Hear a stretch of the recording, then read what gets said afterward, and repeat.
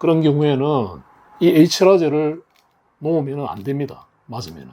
근데 내가 예를 들어서 염증이 있는데 세균이 전체를 다 퍼질 수 있다는 거죠.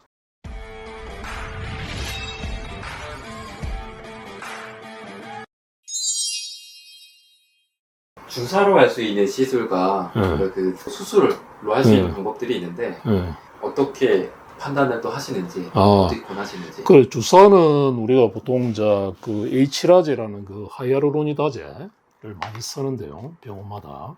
이 H라제, 하이아루로니다제는 하나의 그 우리 하이알산이라고 만들어진 필러를 녹이는 효소입니다. 그렇다 보니까 그 고객분들이 병원에 왔을 때 대개 보면은 모양이 마음에 안 든다.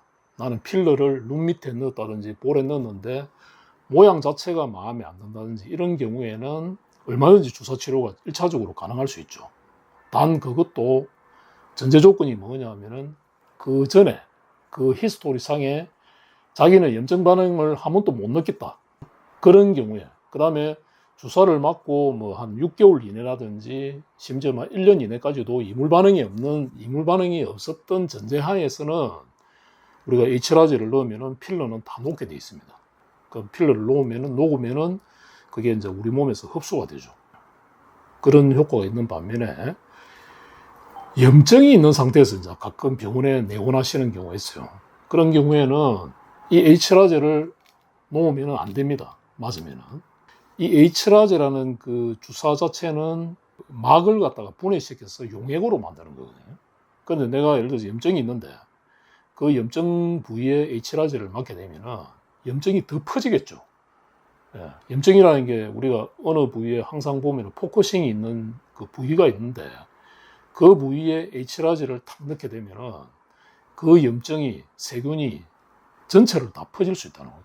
예, 그래서 염증이 있을 때 간혹 가다가 고객분들 오셔가지고 H라제 주사로 치료하고 싶다 하는 분들이 있는데 그런 경우에는 절대 맞으면 안 되고 이제 염증 반응이 있는 경우에 치료할 수 있는 거는 뭐냐면은 우리가 바늘 구멍을 내서 레이저로 그 염증 부위를 터뜨려서 그 염증을 그 흡입하면서 다 이물질을 빼내는 거죠. 예, 수술적 치료가 반드시 필요합니다.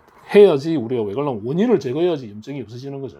원인은 필러라든지 이물질이기 때문에 그래서 이 이물질을 신속하게 빠르게 제거해 주는 것이 가장 좋은 치료다. 예, 그렇게 보시면 될 것 같습니다.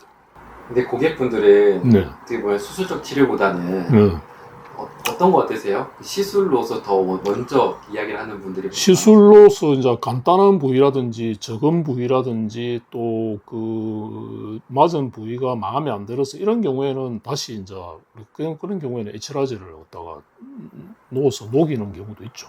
그런데 시간이 오래된 필러를 오래 맞고 나서 시간이 많이 지났잖아요, 그죠? 지나게 되면 아까 제가 말씀드린 본인도 모르게 붓기가 조금씩 오면서 이물 반응에 의해서 나중에 이제 결절이나 막 이렇게 덩어리가 생기기 시작했잖아요, 그죠? 그런 경우에도 H라제는 효과가 떨어집니다. 그래서 H라제를 맞을 수 있는 거는 뭐냐, 말랑말랑하다든지 또 모양이 자기가 봤을 때 마음에 안 든다. 나는 이 부위에 마음에 안 든다. 이런 경우에는 효과가 있지만은 이미 결절이나 덩어리가 생겨 있는 그런 상태에서는 효과가 떨어진다. 그래서 그런 경우에는 우리가 그 이물질에 의해서 생긴 그 캡슐, 막을 터뜨려 줘야 되니까, 예, 그거는 H라제로서는 우리가 녹지가 안 하거든요. 그런 경우에는 레이저를 우리가 스칼프라는 레이저를 사용해서 그 캡슐, 막을 다 터뜨리죠. 터뜨린 다음에 이제 흡입으로 빼내는 게 가장 좋은 방법이다. 이렇게 생각합니다. 사실 그 캡슐이라고 하는 단어를 처음 들으시는 분들도 있을 거예요. 네, 맞아요. 캡슐이라는 게 구체적으로 어떤 캡슐이라는 게 뭐냐면은 그 우리가 필러를 우리가 이제 어찌 보면은 현미경으로 이렇게 보게 되면은 그 미세하게 이렇게 보게 되면은 하나의 그 알맹이처럼 이렇게 돼 있겠죠. 하이알산이라는 그 아주 알맹이 우리 분자 구조상으로 이렇게 돼 있는데 그 우리 몸에 딱 들어오게 되면은 우리 몸에 자기 몸에서 방어 기전으로 그 주위에 막을 다 만들게 되어 있습니다.